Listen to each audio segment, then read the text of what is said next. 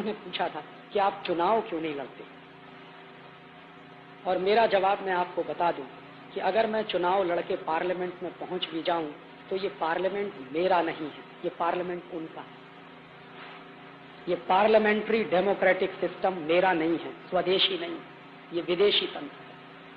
और इस विदेशी तंत्र में आप किसी भी अच्छे से अच्छे आदमी को भेज दीजिए, वो वही करने वाला है जो हो रहा है। इसको एक उदाहरण से समझिए। हमारे यहां पता है क्या होता है, और तीसरे सवाल का जवाब भी इसी में आ जाएगा कि ये भाजपा अपनी है कि नहीं। क्या होता है कि ये पूरी की पूरी व्यवस्था एक मोटर गाड़ी की तरह है। आप ड्राइवर बदलते जाते हो लेकिन कार वही चलती जाती है।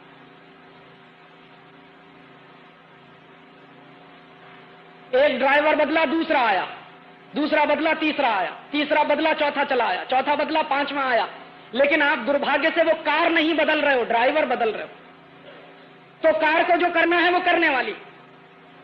और धीरे धीरे एक दिन आपको ये समझ में आएगा कि अभी तो वो इंडियन ड्राइवर से काम चला रहे हैं, 4-5 साल और रुक जाइए, इंडियन ड्राइवर को निकाल के बाहर कर देंगे, खुद बैठने वाले हैं स्टीयरिंग सीट पे, जो मैंने बताया आपको कि पार्लियामेंट में वो पहुंचने वाले। तो फिर आपके ड्राइवर की भी जरूरत नहीं। इसलिए कोई पार्टी आपकी हो नहीं सकती। और इस पर बहुत गंभीरता से सोचिए कि क्या हमको पार्लियामेंट्री डेमोक्रेटिक सिस्टम चाहिए। और मैं आपसे पूरे गंभीरता से कह रहा हूं कि दुनिया के उन तमाम देशों में जहां पार्लियामेंट्री डेमोक्रेटिक सिस्टम चल रहा है, फेल हो गया है। किसी भी देश में, चाहे अमेरिका में, चाहे ब्रिटेन में, चाहे जर्मनी में, चाहे फ्रांस में, हर देश में क्राइसिस है पॉलिटिक्स में, और वो क्राइसिस इस सिस्टम की है, और वही सिस्टम हम चला रहे हैं। तो इस पार्लियामेंट्री डेमोक्रेटिक सिस्टम में आप बिल्कुल उम्मीद मत करिए कांग्रेस को हटा दीजिए जनता दल आ जाएगा, जनता दल को हटा दीजिए सीपीएम को ले आइए, सीपीएम को हटा दीजिए बीजेपी को ले आइए, काम सबके वैसे ही होने वाले। और नहीं हो तो करके देख लीजिए। गुजरात में तो आपने सारे प्रयोग किए, देख लीजिए आप इसको, हमारी आंखों के सामने। महाराष्ट्र में प्रयोग चली रहा, राजस्थान में प्रयोग चली रहा। आप इन तीनों प्रदेशों में से कोई एक प्रदेश बता दीजिए जहां विदेशी कंपनियां नहीं आ रही, या इनकी सरकारें कुछ और काम कर रही हो पुरानी सरकारों से अलग। सब तो एक ही तरह का काम कर रहे हैं। और मैं तो कभी कभी ये बात गंभीरता से कहता हूं, लेकिन मजाक की बात है। मैं कहता हूं कि हर पार्टी का चुनाव घोषणा पत्र उठा लीजिए आप, और उसका कवर पेज फाड़ दीजिए, और उसके बाद गड्ढमड्ढ कर दीजिए, और मैं आपको दे दूं, आप बता नहीं सकते कि कौन सा घोषणा पत्र किस पार्टी का। सबके चुनाव घोषणा पत्र एक जैसे, फर्क बस इतना है कि किसी के चुनाव घोषणा पत्र में कोई बात पेज नंबर 1 पर होगी तो दूसरी पार्टी के चुनाव घोषणा पत्र में पेज नंबर 10 पर होगी। किसी में वो बात पेज नंबर 15 पर है तो किसी में पेज नंबर 40 पर हो जाएगी। इससे ज्यादा कोई फर्क नहीं, कोई क्वालिटी का फर्क नहीं। और मैं तब आपसे कह रहा हूं कि हमको गंभीरता से विचार करना चाहिए कि ये संसदीय लोकतंत्र हमको चाहिए क्या, और अगर ये संसदीय लोकतंत्र चाहिए तो इसके स्वरूप के बारे में तय करिए। मैं बहुत गंभीरता से इस निष्कर्ष पर पहुंचा हूं पिछले कुछ वर्षों में। हो सकता है मेरा निष्कर्ष गलत हो, मैं ये नहीं कहता कि यही आखिरी सच है। मैं मानता हूं कि हिंदुस्तान से पार्टियों का शासन खत्म करना पड़ेगा, इन पार्टियों को हटाना पड़ेगा। जानते हैं क्यों? मैं मेरे घर का उदाहरण देता हूं, बिल्कुल ताजा उदाहरण है। उत्तर प्रदेश में चुनाव हुआ तो मेरे पिताजी ने मुझे फोन किया। मैं एक जगह गया हुआ था ऐसे ही व्याख्यान करने, मेरे पिताजी ने फोन किया। क्या फोन किया? कि तुमको घर आना है। मैंने कहा किस लिए? कि वोट डालना। चुनाव आ गया, वोट डालना। मैंने कहा क्यों वोट डाले? कि तुम्हारा बहुत पवित्र काम है वोट डालना। तो मैंने कहा काहे को आए घर पे? तो उस दिन मैं बताऊं आपको कि 35 मिनट मेरे पिताजी फोन पर बात करते रहे एसटीडी से, और मुझको समझाते रहे। अंत में उन्होंने कहा कि तुमको इसलिए आना है कि कांग्रेस को वोट डालना। थोड़ी देर के बाद मेरी मां ने उनके हाथ से फोन छीन लिया। मेरी मां कहने लगी कि तुमको घर इसलिए आना है कि वोट भाजपा को डालना। मेरा भाई भी था उनके साथ वहां फोन पे, तो उसने कहा भैया आपको इसलिए आना है यहां पे कि ना हम भाजपा को वोट देना चाहते हैं, ना हम कांग्रेस को वोट देना चाहते हैं, हम किसी इंडिपेंडेंट को वोट देना चाहते हैं। मेरा एक घर है, उस घर में मेरे पिताजी कहते हैं कांग्रेस को वोट डालो, मेरी मां कहती है भाजपा को वोट डालो, मेरा भाई कहता है कि इंडिपेंडेंट को वोट डालो, और मैं कहता हूं कि वोट डालने की जरूरत ही नहीं है, वो पड़ जाएगा वैसे ही। मैं जाऊं या ना जाऊं वो वोट पड़ने वाला है। तो ये जो तंत्र है, इसने जानते नतीजा क्या पैदा किया? मेरा एक घर जिसमें मैं, मेरी मां, मेरा भाई, मेरे पिताजी 4 हिस्सों में बटे हुए हैं। एक कहता है भाजपा, दूसरा कहता है कांग्रेस, तीसरा कहता है इंडिपेंडेंट, चौथा कहता है कि वोट ही मत डालो। माने मैं मेरे घर की हैसियत के हिसाब से एकता कायम नहीं रख सकता। घर के 4 हिस्से हो गए, ये हर घर में है। एक भाई भाजपा में, दूसरा कांग्रेस में, तीसरा जनता दल में, चौथा सीपीएम में, 5वां सीपीआई में। जानते हैं अंग्रेजों ने इस देश को कैसे तोड़ा था? साम, दाम, दंड और भेद। तो साम से तोड़ नहीं पाए, दंड से तोड़ नहीं पाए, भेद की नीति बराबर चली और भेद किया समाज के हर स्तर पे। पूरे समाज को बांटा और पूरे समाज को बांट के हिंदुस्तान को तबाह कर दिया। जो भेद की नीति अंग्रेजों ने अपनाई इस देश में, आज का पॉलिटिकल सिस्टम वही भेद की नीति अपना रहा। घर घर में क्राइसिस खड़ी हो रही है कि तुम इस पार्टी में जाओ कि तुम उस पार्टी में जाओ, और हम एक घर की हैसियत से उद्देश्य सबके बराबर हैं, लेकिन लड़ाई लड़ रहे हैं अलग अलग। और मैं जानता हूं कि मेरा वोट मैंने जिस पार्टी को दे दिया, सत्ता में आने के बाद वो मुझको भूल जाएंगे, नमस्कार भी नहीं करेंगे। उसके पहले तक मेरे घर पे आएंगे, हाथ जोड़ेंगे, पैर छुएंगे, गधे को बाप बना लेंगे क्योंकि वोट चाहिए। और वोट मिलकर जब चलेगा तो 5 साल तक शक्ल दिखाई नहीं देगी आपको। तो ये पॉलिटिकल सिस्टम अपना है नहीं, ये तो अंग्रेजों ने हमको बर्बाद करने के लिए दे दिया। और इस पॉलिटिकल सिस्टम को अगर आप और आगे चलाएंगे तो समाज और ज्यादा टूटेगा। मेरा जो दर्द है वो दर्द ये है कि समाज टूट रहा है, पॉलिटिक्स उस पर चल रही है। समाज में विभाजन हो रहा है, घर घर में टूटन हो रही है, पॉलिटिक्स उस पर चल रही है। और वो पॉलिटिक्स किसी बड़े उद्देश्य के लिए होती तो मेरे समझ में आता। अब सबका उद्देश्य सिर्फ सीमित रह गया है कि किसी तरह सत्ता हासिल कर लो और सत्ता सुख भोग लो। ज्यादा से ज्यादा, उससे ज्यादा क्या है कि हमारे पास ब्लैक कैट कमांडोज हो जाएंगे, वही हमारा स्टेटस सिंबल है। एक बार मिनिस्टर हो जाएंगे, ब्लैक कैट कमांडोज हो जाएंगे, और सब यही कर रहे हैं।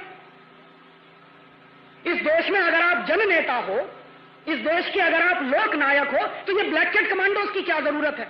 और मान लो कोई आपको मार भी देगा तो ठीक है, तैयारी रखिए मरने की। हाँ, क्यों डरते हैं मरने से? और ये तो वो देश है जहां बार बार जन्म की कल्पना है। मुझे तो अगला भी जन्म मिलने वाला है, तो काहे को चिंता कर रहे हैं? मर जाएंगे अगली बार, हो सकता फिर नेता बन के पैदा हो जाएंगे आप। तो मरने की तैयारी है नहीं, और बड़ी बड़ी बातें करेंगे कि हम समाज के जन नेता हैं, लोक नेता हैं। और मैं आपको यह बता सकता हूं कि ये जो ब्लैक कैट्स कमांडोज की व्यवस्था है, दुनिया की कोई भी ताकत लगा दीजिए, अगर आपको कोई मारने वाला पैदा हो गया तो बच नहीं सकते आप। अगर बचाने वाला होता तो इंदिरा गांधी का क्या हुआ?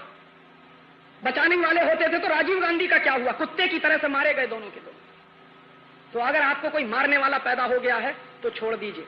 और फिर हमारे यहां तो है, जिसको प्रभु रखता है उसको कौन मार सकता, और जब प्रभु ने तय कर लिया है तो आपको बचा कौन सकता?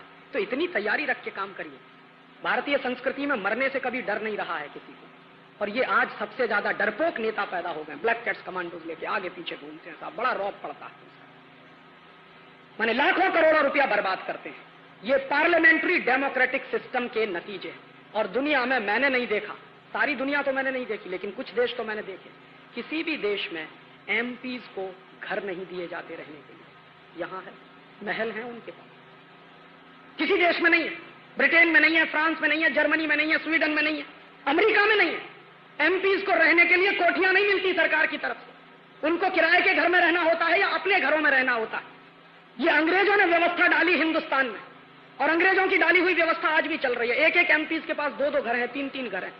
एक घर पार्टी को दे रखा है, एक घर अपने लिए। काहे के लिए भाई? किराए के घर में रहिए। और इनको आप कहते हो कि ये सब समाज से भी तनख्वाह लेके काम करने वाले क्लर्क हो गए हैं सबके सब। ये नेता? अपना टीए बढ़ाना हो, अपना डीए बढ़ाना हो तो पूरा पार्लियामेंट एक हो जाता। पूछिए जरा इनसे, कोई एक पार्टी माई की लाल थी जब ये डीए बढ़ाने की बात हुई थी पार्लियामेंट के अंदर? अपने भत्ते बढ़ाने की बात आई थी पार्लियामेंट के अंदर, सारे पार्टीज के एमपी एक हो गए और फटाफट बिल पारित हो गया। और यहां तक नहीं, व्यवस्था यहां तक कर ली है कि अगर आप एक बार घुस गए पार्लियामेंट में तो जन्म जिंदगी आपके नाती पोतों को भी पेंशन मिलती रहे। काहे के लिए भाई? एक तरफ कहोगे कि हम जन नेता हैं, एक तरफ कहोगे हम लोक नायक हैं, दूसरी तरफ तनख्वाह लेके काम करने की स्थिति तुम्हारी बनी हुई है। तनख्वाह लेके काम तो क्लर्क करता है, जन नेता तो नहीं करता इस देश में काम। तो कहें पार्टियां घोषणा करें कि हमारे एमपी तनख्वाह नहीं लेंगे, तो आप कहोगे कि भरण पोषण की व्यवस्था वो हम करेंगे, समाज के लोग करेंगे। इस देश में तो हमेशा से व्यवस्था रही है कि जो समाज सेवा के काम में निकलता है समाज उसकी व्यवस्था करता है। ये कोई आज की बात थोड़ी है, हजारों साल से यही चला आया इस देश में। जिन्होंने समाज सेवा का काम किया है समाज ने उसकी व्यवस्था की है। तो ये जो पॉलिटिशियंस कहते हैं कि हम समाज सेवा कर रहे हैं, छोड़िए अपनी सारी व्यवस्थाएं, समाज आपकी व्यवस्था करेगा, आप देश चलाने का काम करिए। लेकिन ये तो सब वेतन भोगी हो गए, भत्ते वाले हो गए। टीएडीए इनके बढ़ने चाहिए ऐसे जैसे दूसरे लोगों के बढ़ते जाते हैं और बराबर बढ़ते चले जा रहे हैं। अभी नया पे कमीशन बिठा दिया तो उस पे कमीशन के माध्यम से अधिकारियों की तनख्वाह बढ़ेगी तो एमपीज एमएलएस की भी तनख्वाह बढ़ाने का काम चालू है। ये काहे का पॉलिटिकल सिस्टम। इसलिए दोस्त, मैं इस पॉलिटिकल सिस्टम में जाने का माने इस देश से गद्दारी समझता हूं, इसलिए मैं चुनाव नहीं लड़ता। और मैं आपको एक बात और बता दूं कि चुनाव लड़के पार्लियामेंट में जाके कभी क्रांति नहीं हो सकती। मैंने बड़े बड़े दिग्गजों को देखा है, मैंने मेरी आंखों से देखा। जो बड़े बड़े दिग्गज हैं, जो आंखों में सपने लेके क्रांति के, बगावत के, ये और वो, और यही दिग्गज बड़ा झंडा लेके 1977 में पहुंचे थे पार्लियामेंट के। आपको मालूम है बहुत बड़ा आंदोलन हुआ था इस देश में, जेपी आंदोलन, जयप्रकाश आंदोलन, और उसमें बड़े बड़े क्रांतिकारी लोग थे। ऐसे ऐसे क्रांतिकारी लोग थे जो बड़ौदा डायनामाइट केस के अपराधी थे और इस देश के नौजवानों में सुरसुरी पैदा करते थे। जैसे ही पार्लियामेंट के अंदर घुसे उनकी सारी तेजस्विता नष्ट हो गई। आज वो किसी काम के नहीं, सिवाय इसके कि इस पार्टी का पल्ला पकड़ो या उस पार्टी का पल्ला पकड़ो। पूरी ताकत उनके जिंदगी की अब इसी काम में जा रही है। ऐसे क्रांतिकारियों को हमने देखा है जो आग उगलते थे जब पार्लियामेंट के अंदर नहीं गए थे, और अब पार्लियामेंट में जाने के बाद मुंह सूख गया है उनका, जवाब नहीं दे सकते हैं, उनसे सवाल पूछ रहे थे। तो इस पार्लियामेंट में कुछ है नहीं।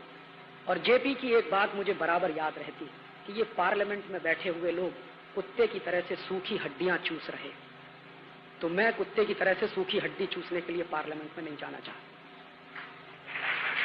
और मुझे भरोसा है कि इस देश में अगर क्रांति होगी तो पार्लियामेंट के बाहर होगी, पार्लियामेंट के अंदर नहीं होगी।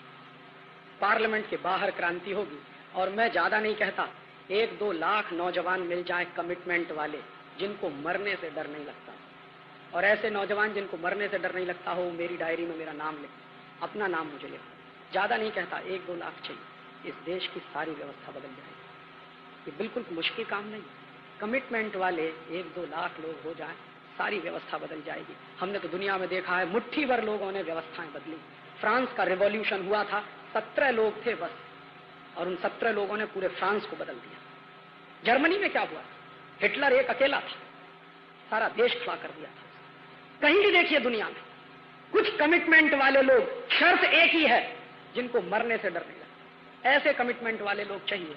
ये पार्लियामेंट क्या, दुनिया की सारी व्यवस्थाएं बदल सकती है। और वो पार्लियामेंट के बाहर से होता, पार्लियामेंट के अंदर से नहीं होता। और आखिरी सवाल का जवाब एक लाइन में, जैसे कांग्रेस है, जैसे जनता दल है, जैसे सीपीएम है, जैसे सीपीआई, वैसे ही भारतीय जनता पार्टी है। उसमें और बाकी पार्टियों में मेरे हिसाब से कोई फर्क नहीं। वो भी सत्ता की लड़ाई में वैसे ही शामिल हो गए हैं जैसे दूसरी पार्टियां वाले शामिल हैं। उनको भी अब सत्ता ही दिखाई देती है, ना आदर्श दिखाई देते हैं, ना अपनी घोषणाएं दिखाई देती हैं जो सत्ता के पहले वो करते थे। वहां पहुंच के तो भाषा ऐसी हो गई, आपने देखा है जब पार्लियामेंट में वो 13 दिन की डिबेट चल रही थी, क्या क्या समझौते करने की तैयारी हो चुकी थी एक कुर्सी के लिए। अपनी सारी आइडियोलॉजी उठा के कूड़े में फेंक दिया एक कुर्सी के लिए। ये उनके अंदर भी आ गया है, इसलिए उनमें और बाकी पार्टियों में कोई फर्क नहीं। और मैं आपसे एक निवेदन और कर दूं, आप जितने दिन पार्टियों के चक्कर में रहेंगे उतना ही अपना नुकसान करेंगे, देश का नुकसान करेंगे। इन पार्टियों का चक्कर छोड़ दीजिए, पार्टियों का चक्कर छोड़कर देश के चक्कर में पड़िए। आज इनके लिए पता है क्या हो गया? पार्टी देश से ज्यादा महत्वपूर्ण हो गई। देश नहीं है, पार्टी महत्वपूर्ण है। और उसमें क्या है? पार्टी नहीं टूटनी चाहिए, देश टूटे तो टूट जाए।